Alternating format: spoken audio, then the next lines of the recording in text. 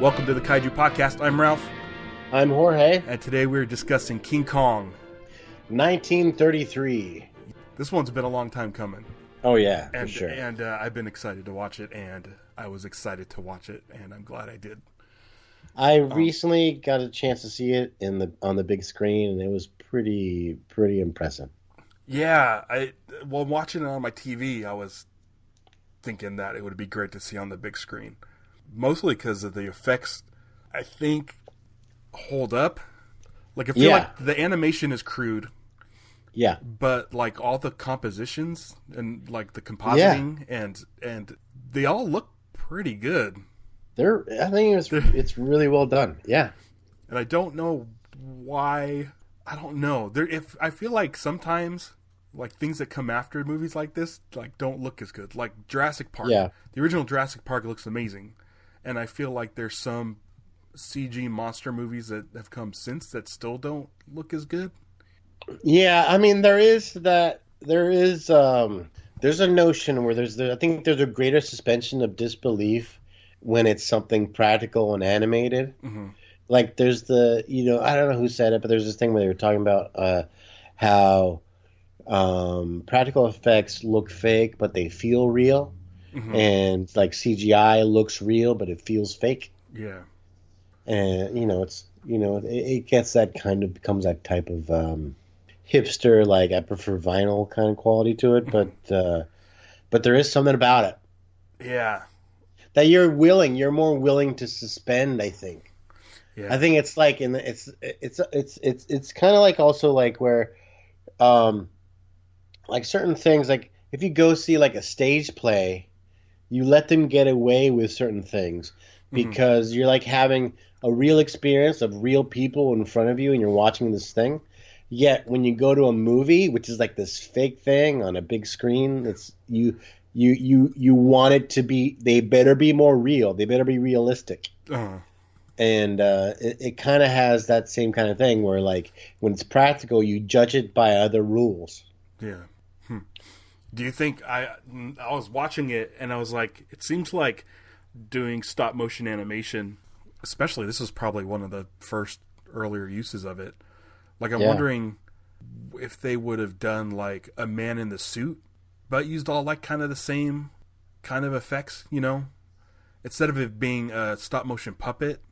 If they just shot a guy in a suit, would it be as cool?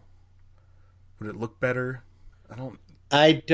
I think, for one thing is because he's a puppet, you can have it's like, because like a human's arms aren't as long as a gorilla's arms. Yeah. So, I mean, you can have the proportions right in a puppet. Mm-hmm. Even though Godzilla kind of like, sometimes he's really tall, sometimes he's not so tall, it seems like. I said Godzilla, I meant King Kong. King Kong. Yeah. We are talking about King Kong here. Yeah. Carl Denham, it says at the beginning he does outdoor films, which is like, is that documentaries? Is that what they mean? Just like nature documentaries? No, I missed that part. I mean, he clearly is a guy who does like jungle adventure. He does adventure films. Yeah. That he shoots out in these places. Mm-hmm. First of all, this is the first movie we saw that ran an overture before the movie started. Yeah. Did you listen to the whole overture? No. After a while, I'm sure you did. Yeah, I know, because you're in. Yeah. It was like 4 minutes. It wasn't too bad. I think I saw it. I mean, I think they ran the overture when I saw the TCM presentation in theaters, and I was like, "Oh, this is cute." It's funny because like it's a picture of a black and white curtain. Yeah, I think like a theater going experience like that would get you in that kind of 1933 mode before the movie starts. Yeah, I think so.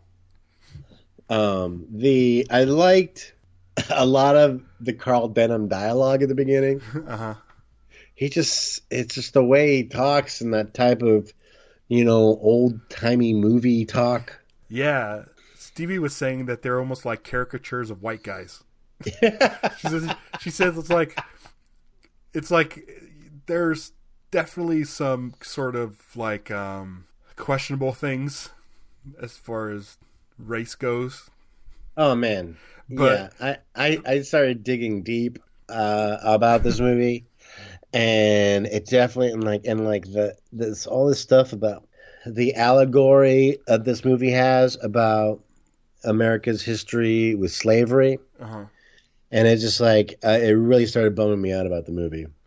Um, I mean, I mean, they bring him in chains and and all that talk about where they say stuff like, "We're going to teach him fear." Yeah. He was king in his land, but now we're going to teach him fear, and it's like it gets like really. Also, can I say overall, and a problem I have with this movie compared to the other King Kong movies, just because obviously King Kong is a character that I definitely like a lot. Uh-huh. Um, there's no empathy for Kong in this. No. No one gives a about Kong. No. I Not mean, even not even Anne. yeah, and Anne is the one you look to do it. Yeah. And I guess She's that's like, oh kind of God, what, he was so awful. and that's kind of what Peter Jackson did. Yeah, He kind of did Oh, that. yeah, and in the '70s Kong movie too. Yeah. He was like Peter Jackson was probably like, I like Kong a lot. He needs to be more sympathetic. So I'm going to make the same movie but make Yeah, it's Kong like a good guy. right. Right. It's like Guillermo del Toro being like, I like the Creature of the Black Lagoon a lot, but they don't do it. I just kept laughing. I mean, obviously I'm a child because I keep like every time they mention gas bombs. Uh-huh. Okay, so yeah. I'm square. Everybody knows you're square. The toughest mugs I've ever looked at. Oh, and the other thing about when he talks about he needs a girl, he has a line. Oh yeah, it's talking about like needing a girl for his movie. He goes, because the public, bless him, must have a pretty face to look at. There's so much of this opening dialogue. It's just so funny and so great. And they talk about how like that there's danger here, like there's danger in New York too, and they're like, yeah, but they know that kind of danger. There's a really cool old shot of Times Square.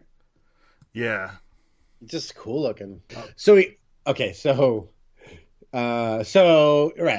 story wise, he's leaving in the morning to go on this adventure movie he wants to make. It's kind of like he's gonna go there and let the movie kind of make itself when they're in the place. Basically, it's almost like there's a very kind of like Roger Corman-esqueness of this style of movie making. It's also kind of a thing for like old movies did that too. With like, all right, we're here. But I remember when I was an intern at Conquer New Horizons, and I'd hear stories where it'd be like one of the times when there were like big fires going on in California, which is like happening more and more. But it's one of those summers of a lot of fires. They got a couple of like these during like the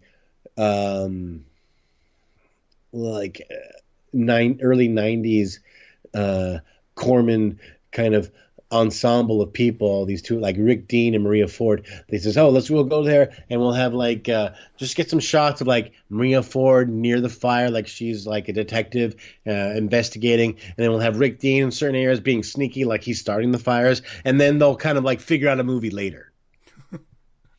And this is kind of like that same kind of attitude. Is we're gonna take advantage of the environment and then let the movie fall into place based on whatever we find.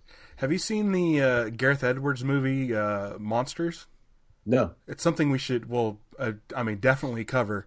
But he took a film crew and a couple actors, I think Scoot McNairy, and I'm not sure who the female lead is. He went down, I think it was South America or Mexico, like after a huge hurricane damage, and did a movie with them as they're, trying to get back to the United States.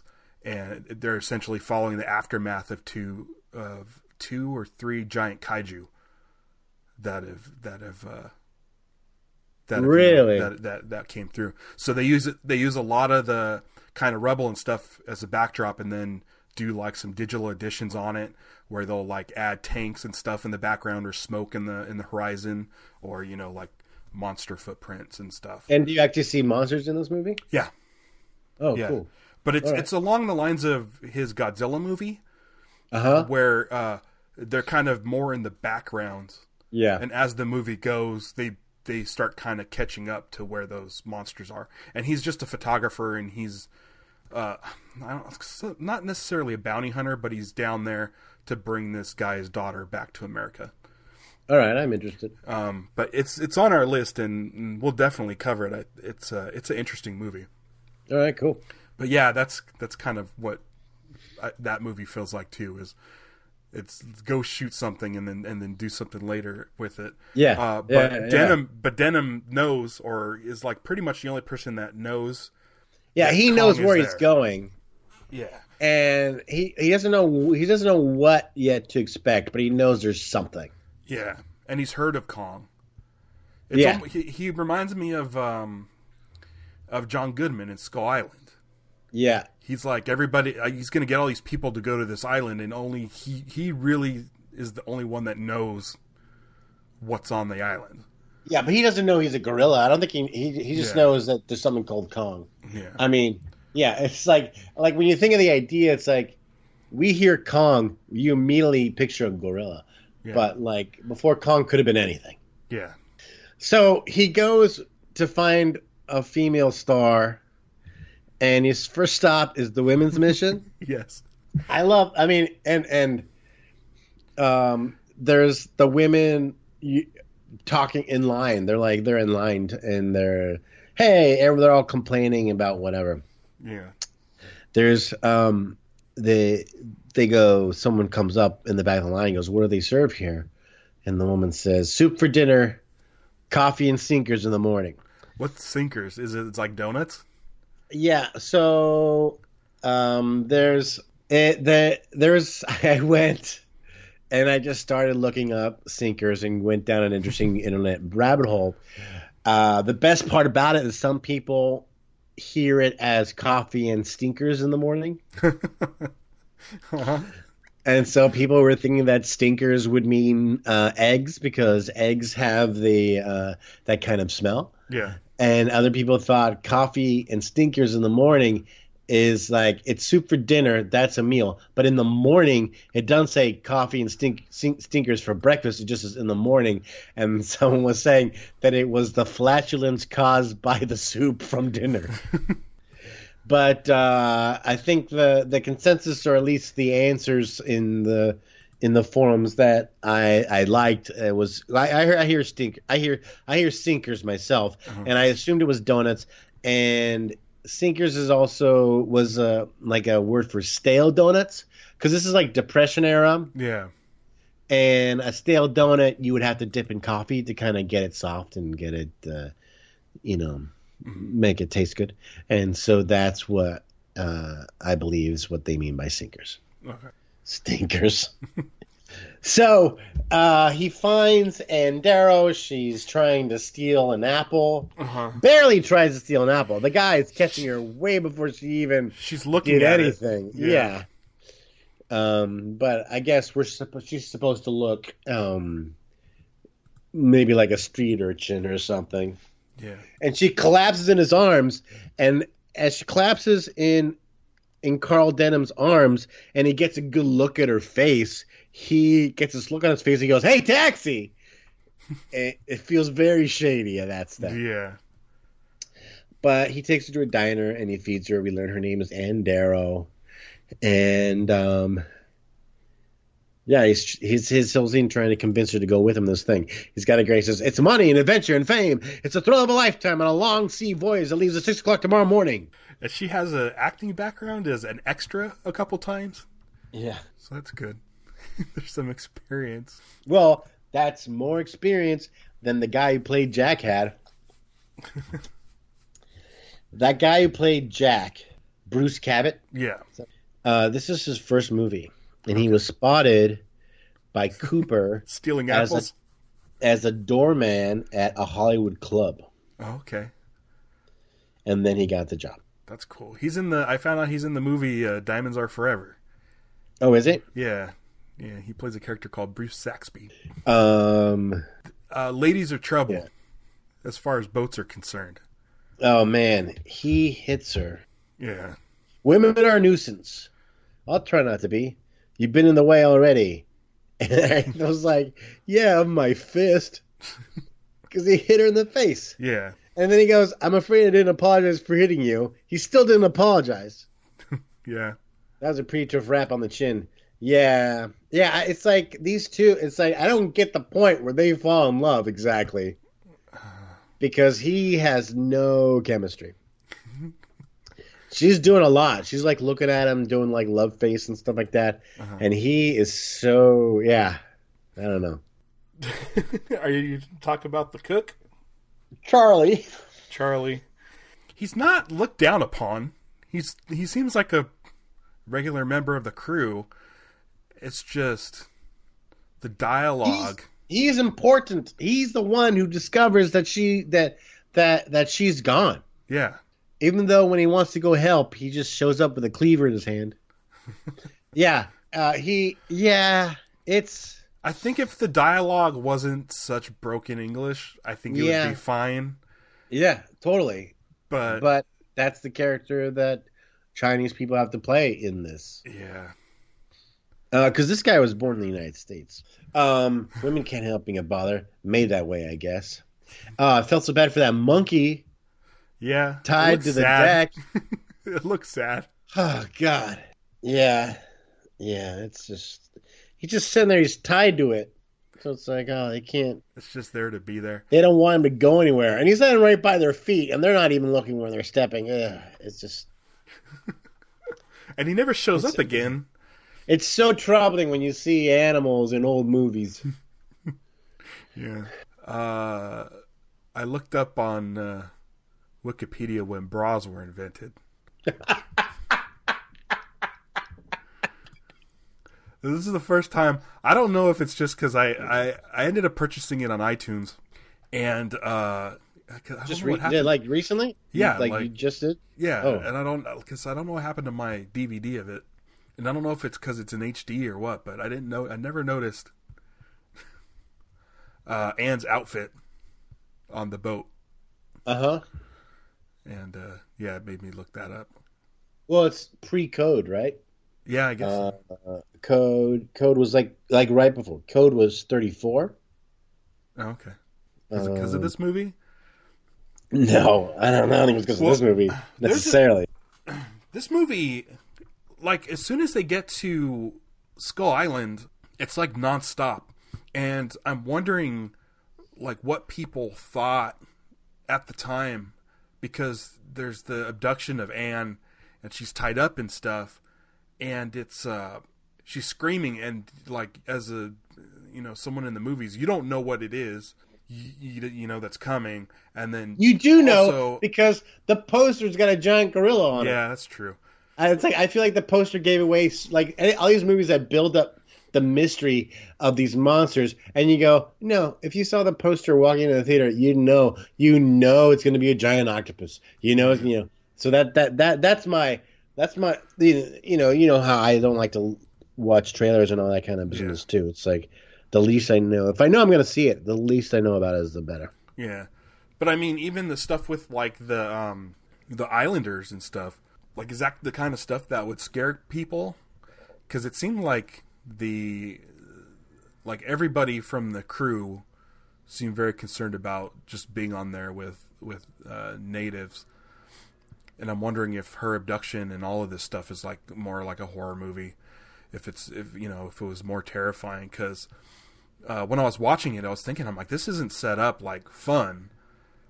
This is like a scary adventure. And well, right. Well, so I also was like looking for old 1933 reviews of the movie. Oh, okay. And I was like looking through like stuff like with the review that I think I found like a review from Variety and a review from the New York Times. I think Variety talked about how like it feels kind of silly at the beginning because the dialogue is bad and not all the acting is great. But then you start seeing these puppets and it starts silly. But then about at some point the audience gets into it. And then it's, the monster fights get really good. I feel like you could say the same thing about Skull Island, the Kong Skull Island. Yeah.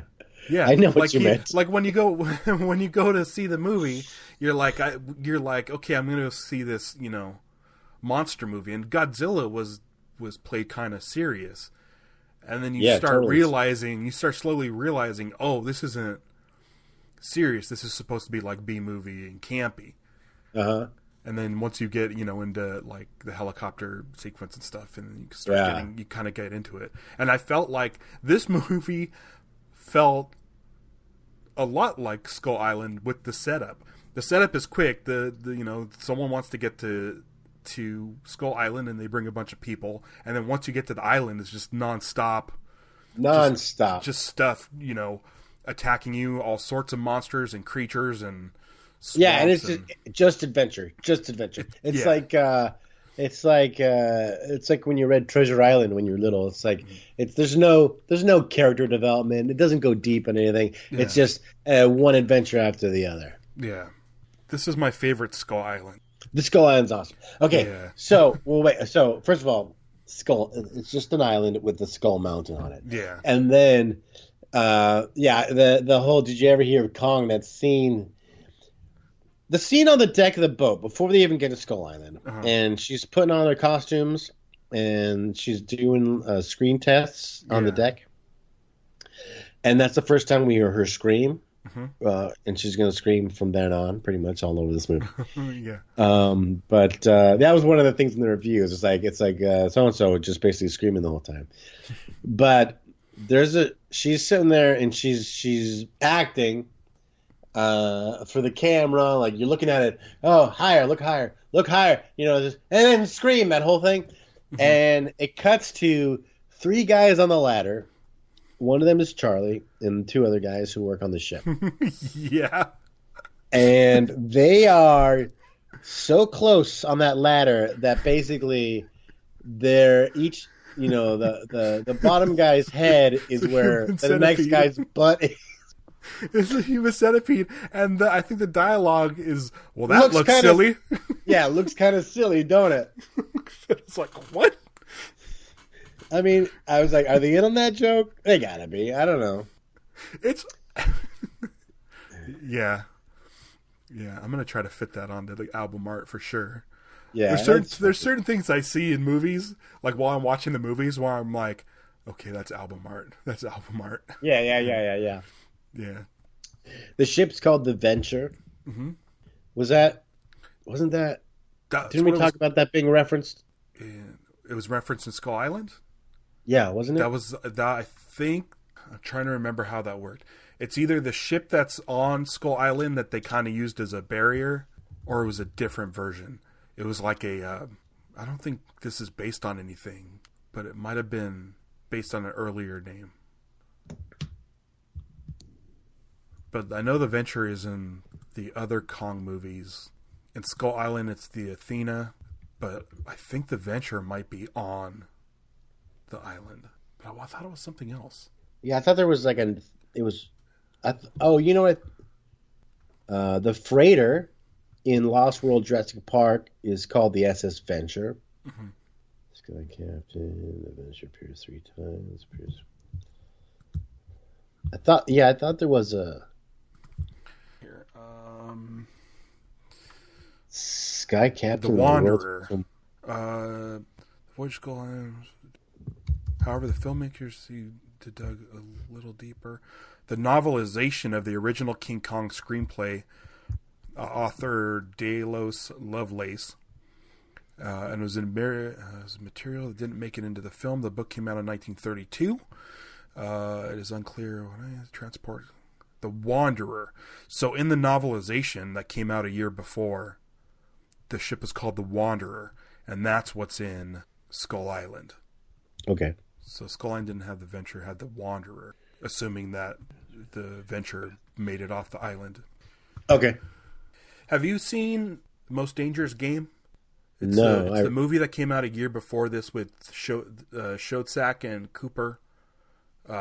Made a year before Kong, and it was, I think Fay Wray is also in it, and it was sort of a test film to create a lot of these jungle settings.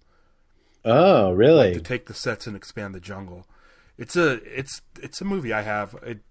I recommend checking it out. I think it's 1932. It might even still be 33, the way they made movies back then. But Yeah. it's a short movie. It's about an hour and I don't know, like it's like an hour and 5 minutes or something. But you could see a lot of similarities with the jungle in that film and the jungle in this one.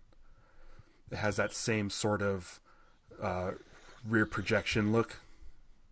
Oh, okay. And they do a lot of kind of like the same stuff of like, hiding on cliffs and stuff like that. So if you get a chance, it's interesting. It's like a Kong movie without Kong. By the way, Robert Armstrong, who played Carl Denham, in his IMDb known for section, Mighty Joe Young. Oh. Okay.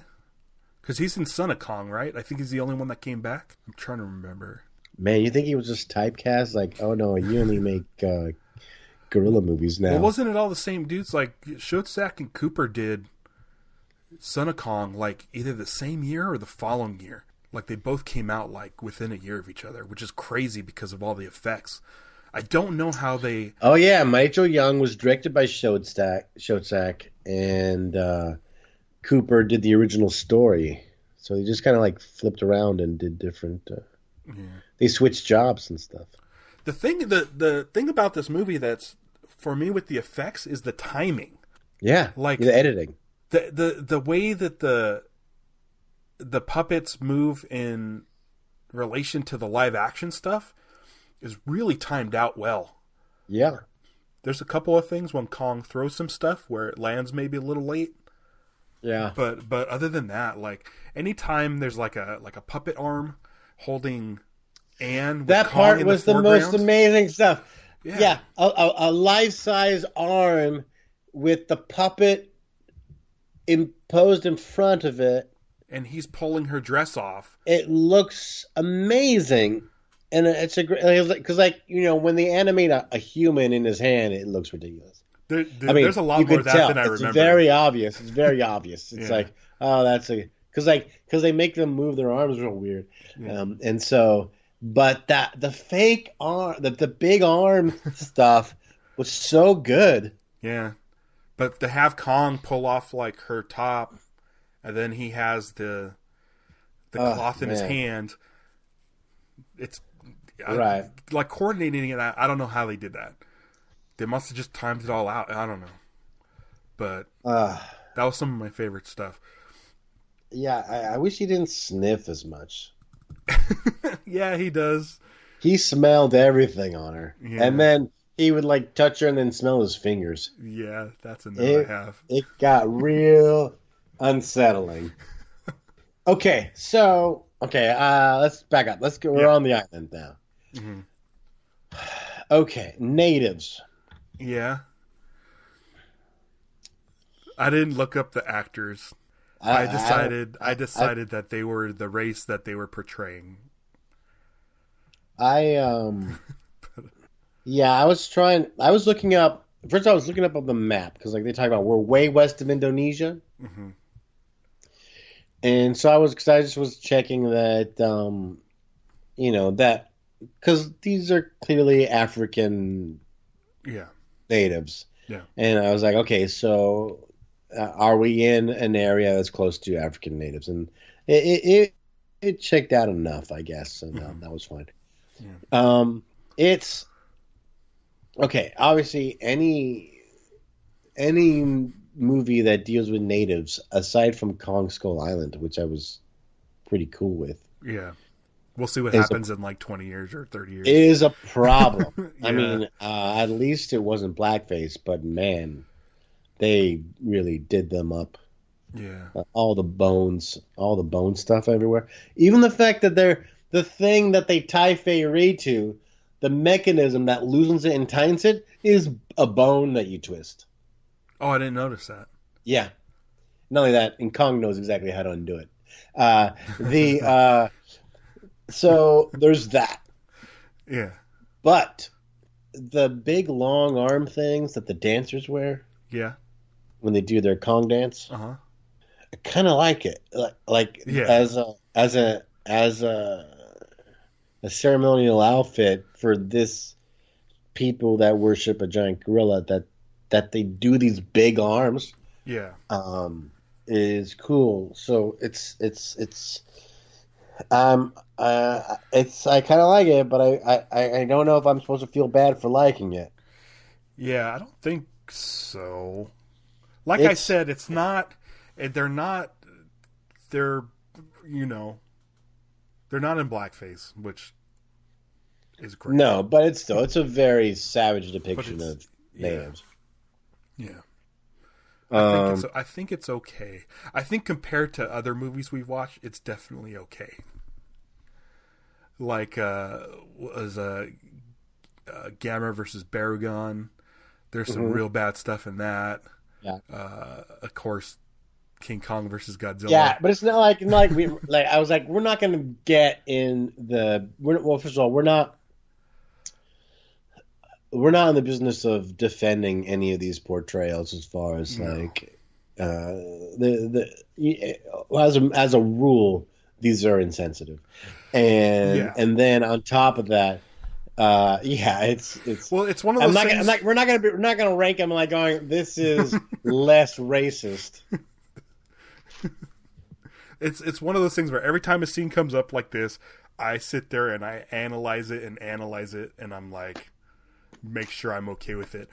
Usually, I'm not. This one, I wasn't that as yeah. It's fine. I think it's fine. But I think the biggest problems are the treatment of women and the treatment of Charlie's dialogue. Like, yeah there's definitely stuff in here that's problems, but yeah, I don't know. I do like I mean yeah it's But I like the Kong suits. like They look cool. as a kid like I remember same thing it's like in the 1970s Kong the lead guy who had that Kong mask on Hmm. and with all the things coming off the back I thought it was so cool looking when I was a kid Yeah. but yeah And then this ceremony is but it's interesting that recreated. because they do that and then they swing the big arms it was like the there's a the, it's the it's like planting the seeds of like okay it's going to be a gorilla Yeah. it was there but just seeing that's how they did it I thought it was cool Yeah. but yeah it's a portrayal of Yeah. savage natives. But this ceremony was reenacted in the Peter Jackson one for the Broadway stage version, which we'll get into the Broadway show later. But the Peter Jackson one had it was more of a show, and then the revealing of Kong, and then they had like, Oh, but they had you're saying after they brought Kong to yeah, New York, yeah, they did they had a floor show first. yeah, and it was the recreation of this. So they had the dancers with the They gorilla had the arms and arms. stuff. Yeah, Oh, right. Oh, okay. I'm sure we'll get to that one eventually. Of course, we have Yeah, to. yeah. So Anne gets abducted, and this is where like kind of the rest of the movie is just nonstop action. Well, first is the whole. Wait, first is them sneaking around. They're sneaking around as a big group, and they get caught during the ceremony. Oh yeah, And then there is the discussion with the chief, and there's also the witch doctor, the one guy, the one captain of the ship guy who can speak their language, even though this is an uncharted island. uh-huh. The tense meeting, and then they goes, "All right, we're just going to leave now." And he does this thing where Carl Denham he walks away and he has his hat tilted, Yeah. and he just starts doing like that whistle as you walk away. Yeah. Yeah, and then okay, so then we're back on the deck, and then this is the dumbest romance between those two. Yeah. It's like, yeah, I know you aren't women. There's a part when he grabs her, and I don't know if this is supposed to be some kind of euphemism, or if they're referring to something because he goes, "Are you on deck?" And he looks at the camera and goes like, "Yes, sir." Yeah, I don't know. When he's like making out with her. I wonder if this Okay. is a commentary from Cooper about how earlier he said, "Oh, they're they're asking for more love interests in movies, and so he's just like, I'm going to put one in this one. Oh yeah, just make it kind of, and it just sucks. Yeah, I don't think it was meant to suck on purpose. I think it's just it's a weird relationship. Yeah, because then they grab her, and then they figure out she's gone. Yeah, Charlie figures it out. I kept trying to figure out what Charlie was saying. I kept backing it up and playing in where he says, like, me like go to, me like catch him easy, I think, something along those lines, with his cleaver in his hand. And they're like, this isn't a place for cooks, basically. Yeah. And then they get to the island. Mm-hmm. Back to the island, and now it's a rescue. Yeah. Meanwhile, on the island, there's a huge, there's a big conch ceremony. That's because now they have Andero to give them. The giant wall set. That giant set, it's humongous. Yeah. I mean, it's got ladders, people are climbing up it with the giant door. Now that was from a 1927 movie. It was the Temple of Jerusalem. It was Temple of Jerusalem from Cecil B. DeMille's King of Kings. Okay. And they just repurposed it? Yeah. That's cool. Yeah, that set's amazing. Yeah. And the big thing on the door, the thing that slides across. And the gong. The long shot of them opening the gate and the camera just coming down and zooming in all the way through, and we can see the altar. It's just so huge. I mean, they spent so much money on movies back then on this type of stuff. Or it's just cheaper to make. So then they put her, they lock her into the altar thing, and then they all climb up to the top to take a look. There's a gong. They're ringing gongs up there. Yeah. I mean, where's the gongs? Where'd the gongs go? The first thing you do is you hear the roar. Okay. One thing that always looks stupid when it happens in this movie is the close-up of Kong's face. Yeah, the real... It does not match the Kong we see in the long shots. Yeah. He's kind of like... Dopey. Goofy. Yeah, and silly, or like he's a little drunk, or a little... It looks goofy. I mean, I like the fact that they made a giant Kong head. Yeah, because you could stick just guys in there. It's fantastic. The fact that they did that is fantastic. Yeah. But it's goofy. Oh yeah, I wrote that the switch to the dolls is smooth when he goes to grab her and then she's a doll in his hand. It's really well done. There's a part where Kong takes Anne and Jack finally gets there and he can look through a hole that's in the gate. Mm-hmm. And it's like he sees her instantly. Like there is no moment where he sees her. He gets to the gate and reacts without even, like, he never even saw anything. The gas bombs that are in this box that you can wear like a backpack was kind of funny. That would be a cool prop to have. That box? Those gas bomb. Yeah. They're cool looking. That'd be cool in some movie to kind of like see a box like that on a shelf somewhere, just like as an Easter eggy thing. Yeah. Okay, so then becomes the big trek to the jungle with a bunch of the crew, and it's just like, oh, they're all gonna die. Like, we know it because we've been exposed to this movie. So the first monster they run into is a Stegosaurus. Yep, it looks awesome. And the Stegosaurus is so pissed to see them. He goes after them. Yeah. And they shoot him in the face. A bunch. And there's a part where they're like, what do you call this thing? And he goes, something from the dinosaur family. Yeah. But I loved as they walk along the dead thing and the tail's moving. Uh-huh. As they keep going along it. I thought that was cool. It kind of reminded me of like the Disneyland submarine ride when they would have the sea monster. Yeah, you just following the tail. And you would follow it going, and then there's like the thing at the end was moving. A lot of the walking dialogue seemed improvised. Because they're just like, over here, boys. Oh, no. Get up here. All right, you You keep those things close here. Just random things to throw out. Like there's you gotta do. They build rafts really fast. Yeah. There's even a thing dialogue later where Denim says, "We'll we'll build a raft for Kong." Apparently, they have raft building skills.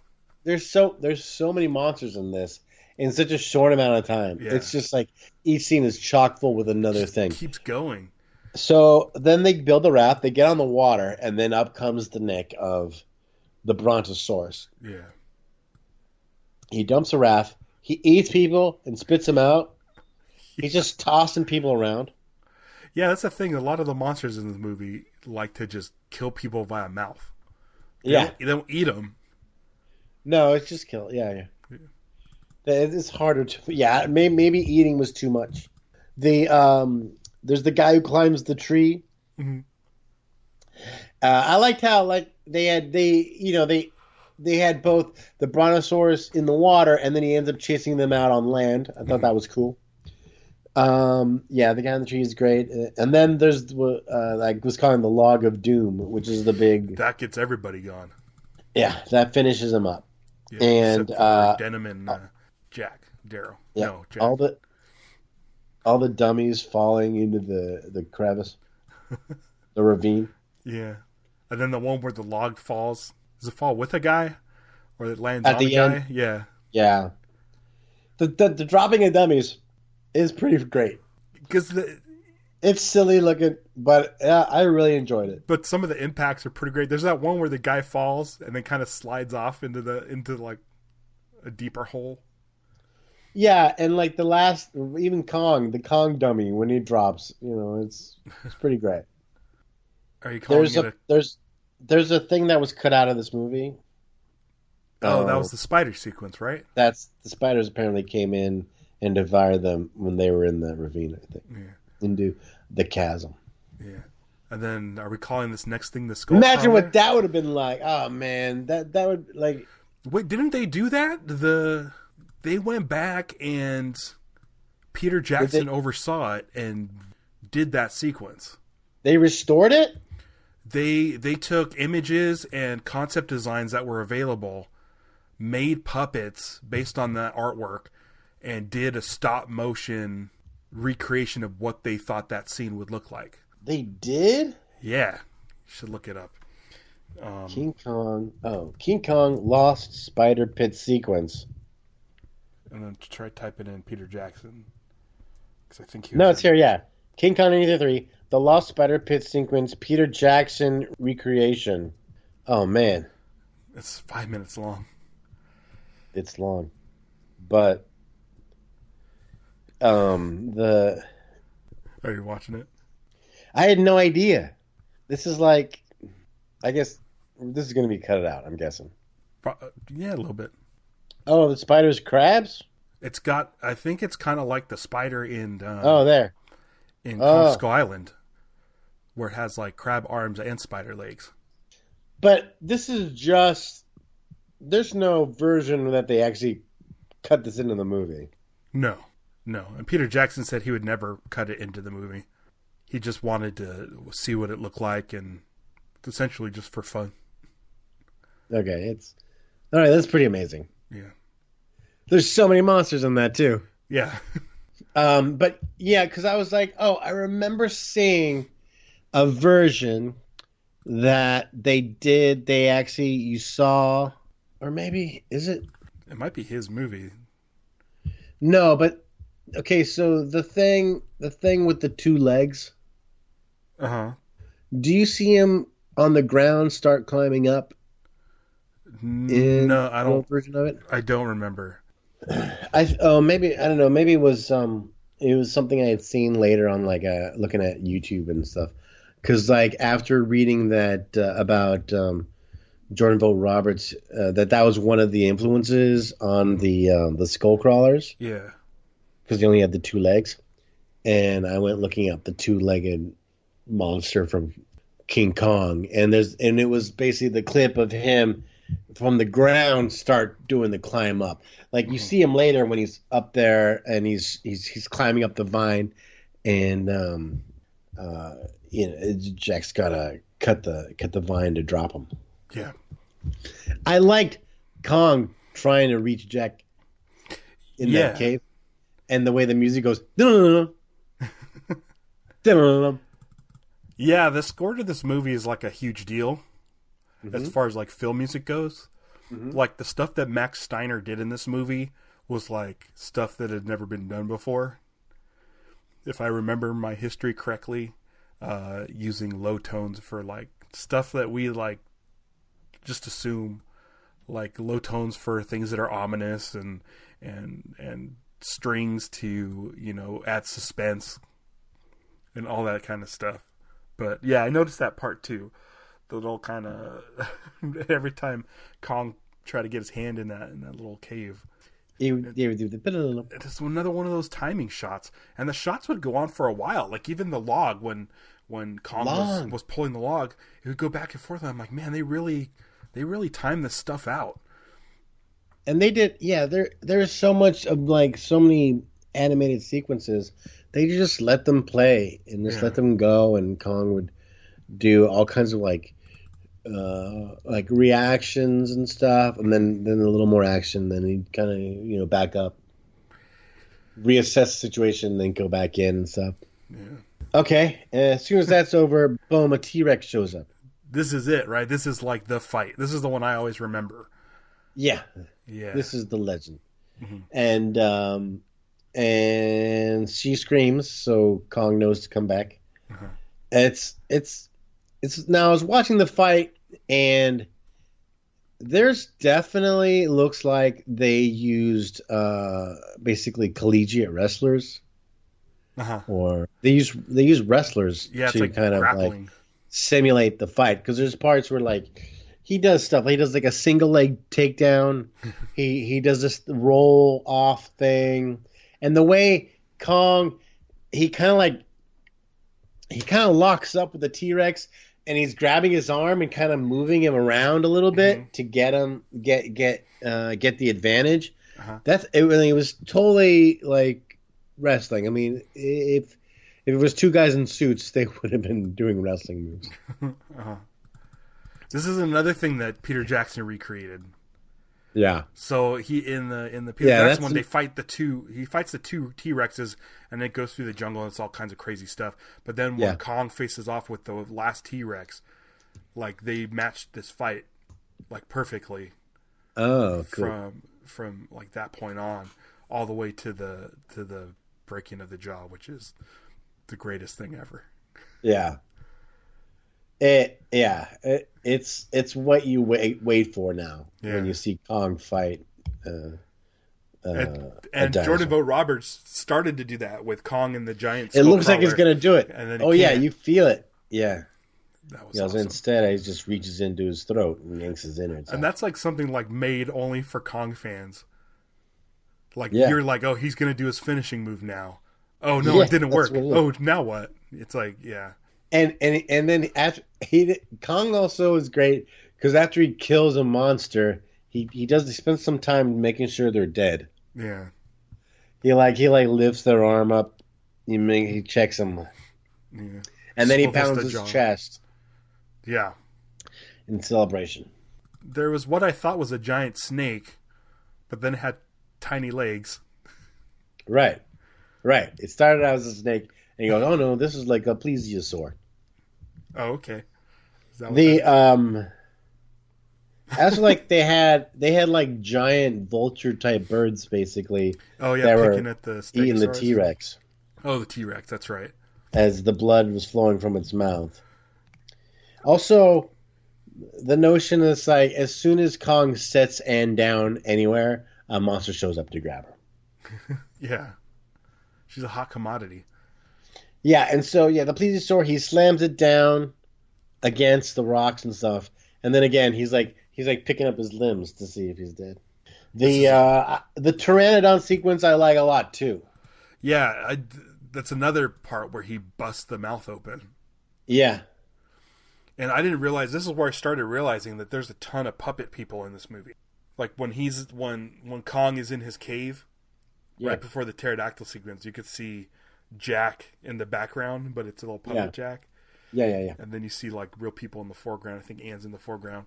and then they do this thing where they make their way to a cliff. By puppet people, you're meaning they animate like clay, basically like clay animation. Yeah, people. the ones with like the noodle arms. So like Kong is on the cliff, and this pterodactyl goes to get Anne.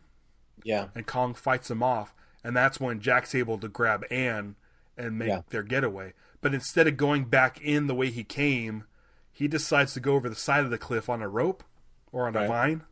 Right. Which isn't probably the smartest thing to do. Yeah. But all that stuff with Anne hanging off of Jack. Yeah, but also, I mean, again, stuff that was built for this movie. The Pteranodon claw arms holding Anne for the close-ups and stuff. Insane. Yeah, and Kong tries to pull up the vine. But it's cool watching her hang off because she's really hanging on to him. Yeah. It doesn't look like nowadays you didn't have them hanging on wires and then. Yeah. But she was really hanging on, and he was climbing down with her. Yeah. So that was pretty cool. Maybe that's when they fell in love. Oh, so they fall off that cliff. Yeah, and there's a shot of two puppets falling towards the water. Yeah, it looked like they were going to hit the rocks below. Oh yeah, it was really close to the rock. And I got really anxious as they were falling. I'm like, oh no, she's going to hit the rocks. And I'm like, it's clearly a puppet. It's a dummy. Yeah, but I knew that puppet wasn't her, but still was like, they're going to die.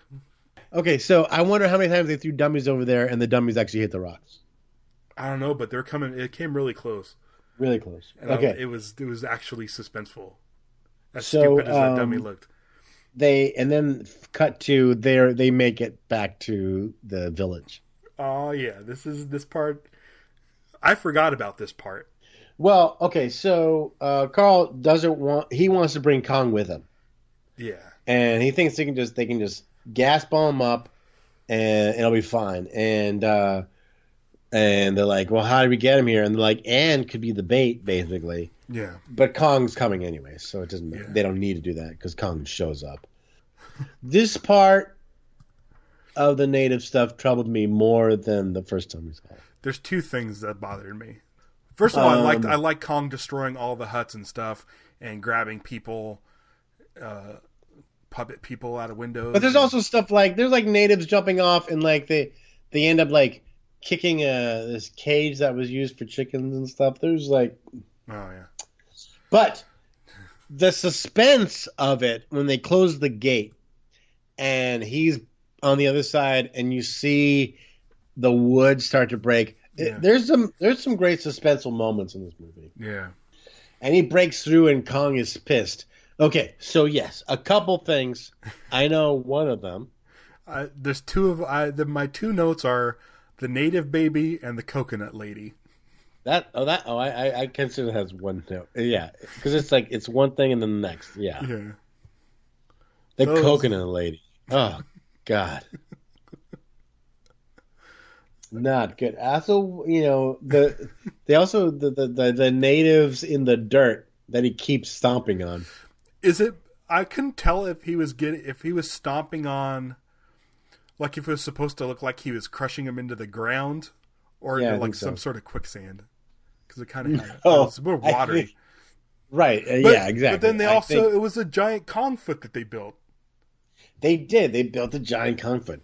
Yeah. And listen, it's like seeing the white guy at the end of the movie in Kong's mouth doesn't bother me as much as the native guy in Kong's mouth. It's just like because it's such a the outfits are so bone. It's all bones and feathers, and it's just kind of like I don't know. They gas bomb him. Yeah, that's was like we'll teach him fear.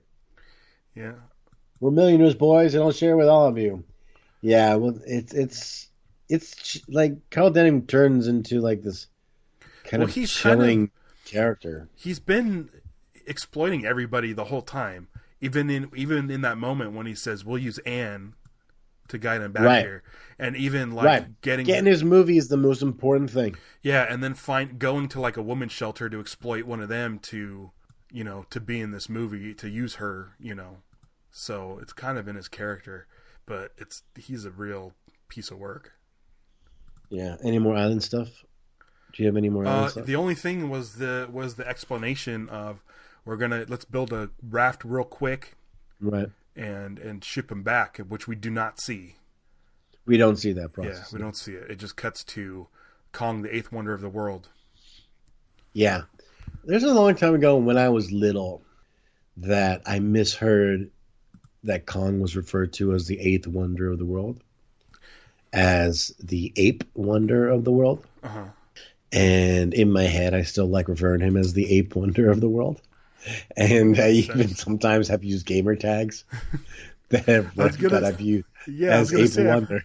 I think I've somewhere I have seen that somewhere. Ape wonder references. Yeah, I like using it on that too. So tickets cost $20. This guy spent $20 on tickets. Did you go and check the inflation thing to see how much that was? No. Okay, I did. So I'm assuming he bought both tickets for $20. Now we don't know exactly what the relationship is with these two people. You're talking. The lady goes, "What a mob," and he goes, "Well, you would come. These tickets cost me $20." Yeah. So he says these tickets. So I'm assuming he got two tickets for $20. For $20 in 1933, $376. Okay. And he doesn't even know what he's seeing. Yeah. So he's put his faith in denim. But I guess they think they're going to see a picture. But we don't know. Yeah, and also you're right. It's a lot for a movie. Yeah, $376. Yeah.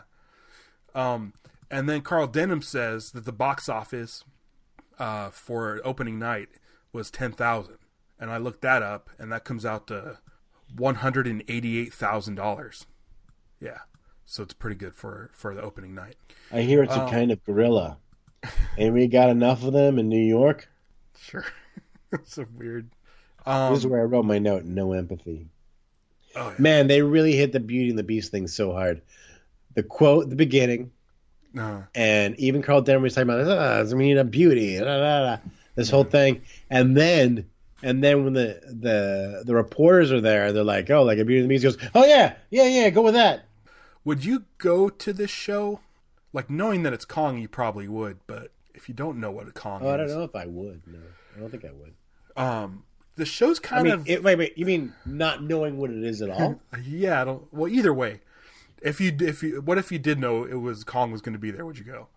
No. It's kind of cruelty to animals.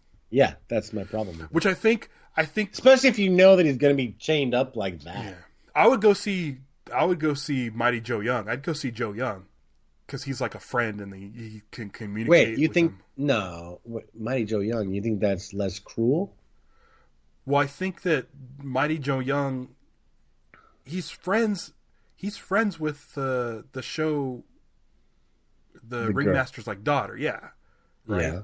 And there's some sort of communication between them, and I don't think he's taken to the show in chains. Right. But do you remember what they do to him? I don't remember. He does a dance, and then everybody has a good time. And, he's dressed. Remember, he's dressed as like an organ grinding monkey. Oh shit! Okay. And he's got like a little like fez hat on. He's got like a cup, and all the people in the audience have these like things that are like giant coins, and he just started throwing them at him. Oh well, the people suck. Yeah, that's shitty. Yeah, but that's the design of the show. All the people suck. Yeah. I have to get into that. I haven't seen that movie in a while. The show itself is kind of interesting. It's terrible. It's as far as the show goes. Hold on, wait a second. Okay. So the press, because like there's the previous press stuff, and then there's the show press stuff. He says, "We knocked some of the fight out of him since you saw him."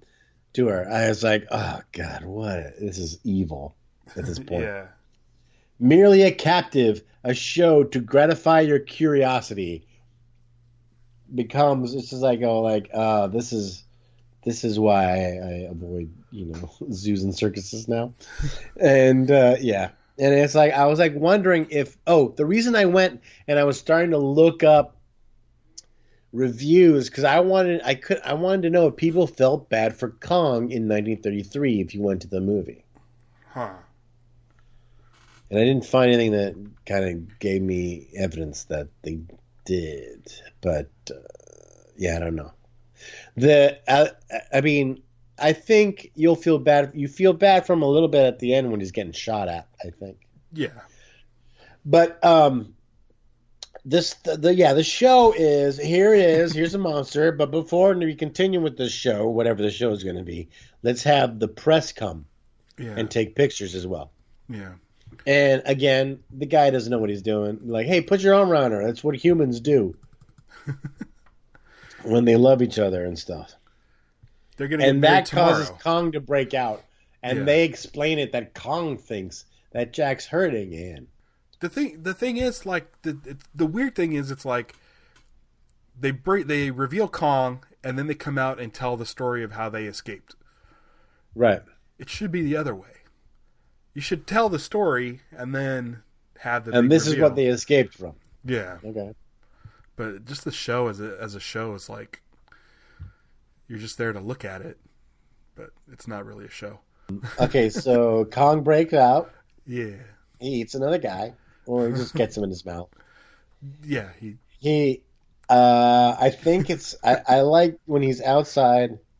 He does this thing that a lady screams, and he hears it, and he climbs up, and up there he finds a lady, and grabs her. Uh-huh. She was like in the bed, I think. He grabs her, and it's not Anne. No. So he drops her. Yeah. It's pretty disturbing. But a little bit funny. The effect is funny. Now here's another composite thing that I liked. I liked Kong head in the window, his face in the window, and the big hand coming in. Uh-huh. It's just so cool. Then he pulls the bed. Yeah, and she didn't even try to run away. She's just frozen in fear. I guess so. Even though she should be used to Kong by now. And then Kong busts up the train. Yeah, that part's good. Yeah. The way Carl's working with the cops or the feds and stuff, I mean, like, he's coming up with the idea. Oh, we haven't tried planes. Yeah. You would think the first thing you would go to is the smoke bombs. The gas bombs. Yeah. And I feel like the gas bombs should have been at the show. Oh, yeah. Like, you get the crew members. You get the crew members there. Right, but all the faith was in that chrome steel they had. Yeah. They didn't think anything was going to happen. Chrome steel. That made me laugh. I was like, that was the strongest thing back then? Like, now we would have said, like, titanium. Yeah, right. Don't worry. Carbon fiber. Steel. The biplanes were cool. Yes. The conversation between the people in the planes was a little silly. Like, point, look. Oh, there. Boom, boom. Don't, come back to them. But, yeah, this shooting is brutal. And he gets shot, and he and he checks. He looks at he's like, he checks his wounds. It's heartbreaking when when he's like, he then has a stumble, and it kind of comes up, and then, he's out. Yeah. And you see the dummy drop. And he hits a couple times on the way down. Yeah. Yeah. It's a bummer. It's a bummer. Was it a bummer for people? I don't know. I could see it being a bummer for kids. I mean, he's depicted. It's like he's depicted as just a monster, but I feel like Willis O'Brien put more humanity into the animation than probably was originally intended. So when he dies, he's struggling to stay up, but more importantly, he's trying to reach out for her. Yeah, he doesn't want to let her go, and it's like, this is more sad than they probably intended. They probably just intended it. It's just a monster, and we're going to go kill it with the plane. Then we kill him, and it's over. And we're supposed to be happy. And it's not the beauty that killed the beast. It's Carl Denham that did. Yeah, beauties don't kill beasts. People do. That's why That's him spinning the story. Yeah. Don't look at me. And the thing is, the cops are keeping everybody away from Kong, and Carl Denham comes up, and he's like, let me through. And they're like, well, don't you know who he is? He's the one that brought Kong. And I'd be like, arrest that man. Yeah, I know. But they just let him through. Like, here you go. Like, what do you guys know? He's the guy that got it. Arrest him and send him to jail. Yeah. Your plans worked. Yeah. Yeah, it's brutal. I think the 70, what is it, 74? That one's brutal, right? Isn't there like all kinds of blood everywhere with the plane shooting it?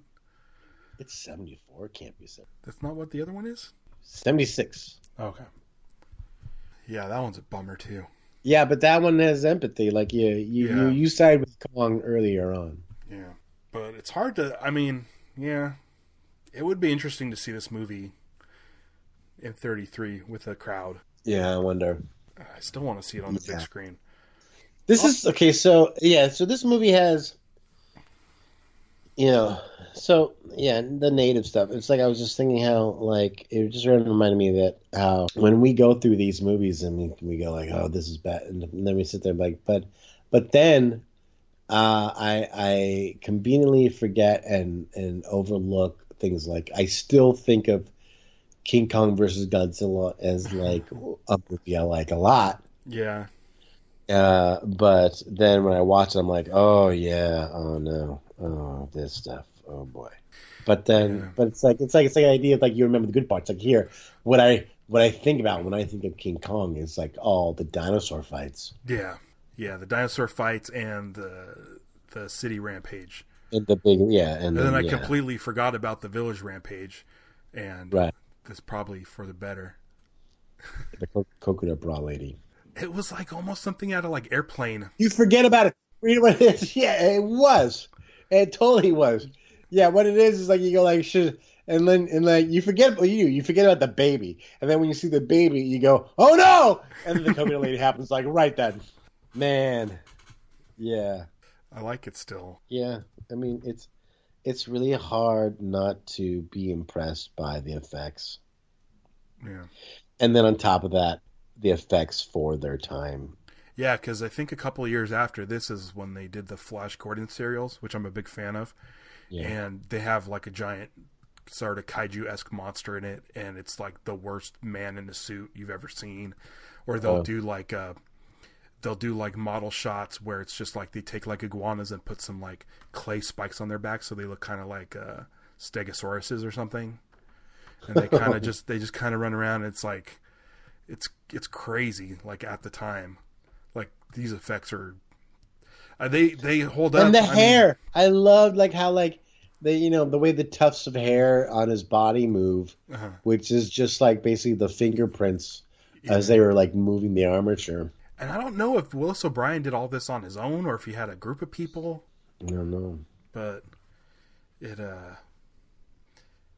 I know, like, I think, when was the last time you saw Son of Kong? For me, it's been a while. Maybe a year. But I remember it came out either the same year or the year after. And, like, the effects are even better. All the comp shots are even better. Like, it's crazy how they're able to pull this stuff off with no computers, with no anything.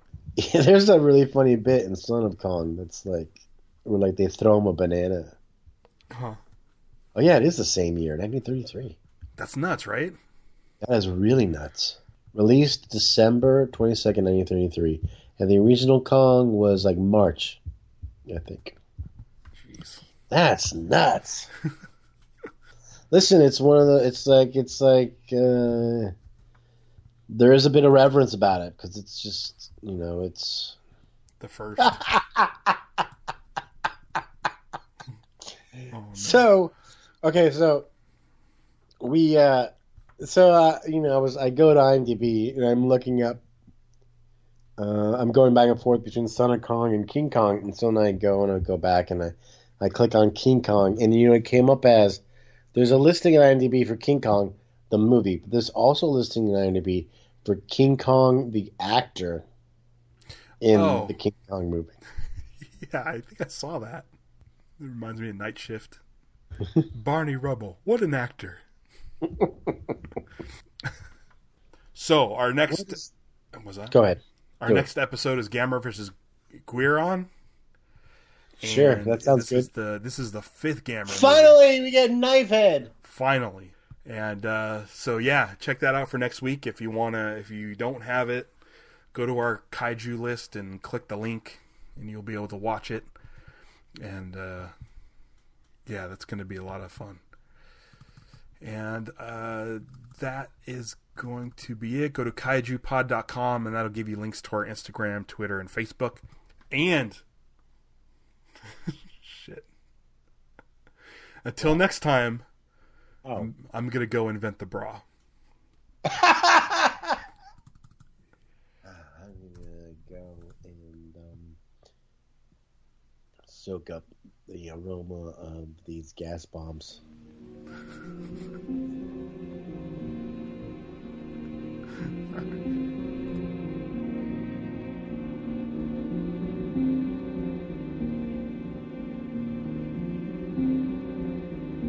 Norwegian skipper must have been guessing at the position. How will we know it's the right island? The mountain that looks like a skull.